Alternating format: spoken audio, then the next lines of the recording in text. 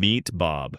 Bob's morning started perfectly. If by perfectly we mean stepping into gum right outside his front door, drinking coffee that tasted suspiciously like mud, and spending a lifetime trapped in traffic. Yep, Bob was having one of those days. You know, those days when the universe seems to be personally out to get you. But then something strange happened. Bob remembered reading somewhere that smiling, even when you don't feel like it, can trick your brain into believing you're actually happy. Bob wasn't convinced. Honestly, who believes stuff like that? Still, Bob had nothing to lose. So he forced a smile, a weird, awkward, borderline creepy smile. He felt ridiculous. But wait a second, something felt oddly better.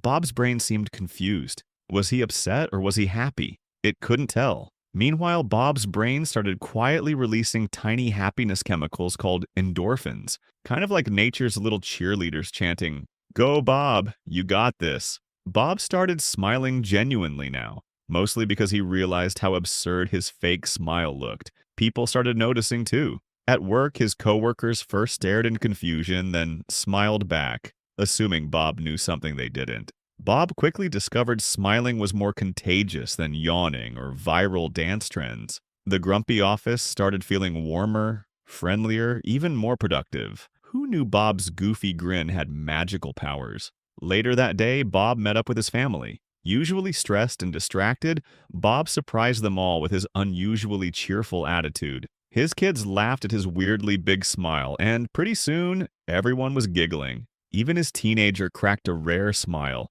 Bob's biggest achievement yet. And here's the really wild part. All that smiling was doing more than just cheering him up. Those endorphins were quietly reducing his physical pain, lowering his blood pressure, and even boosting his immune system.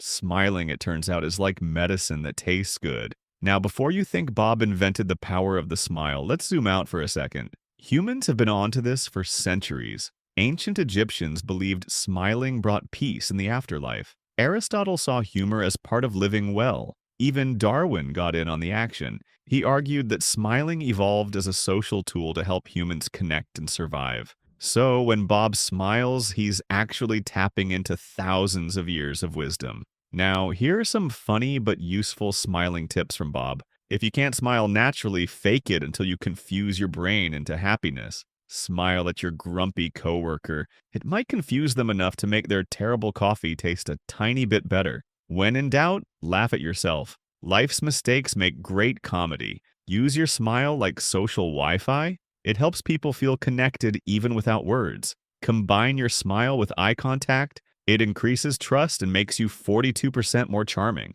Okay, we made up the number, but it feels true. Smile during stressful moments. It lowers cortisol, calms your nerves, and makes people wonder what you're up to. Practice in the mirror, not for vanity, but to master your "I'm totally fine" smile for awkward situations. Here's your challenge. Try smiling, genuinely or awkwardly, every time something annoying or silly happens to you today. Did it make things better? Did people notice? Come back and tell us your smiling adventures in the comments below. And don't forget to like, subscribe, and hit that bell icon for more funny and inspiring stories like Bob's smiling. Because happiness really is more contagious than you think.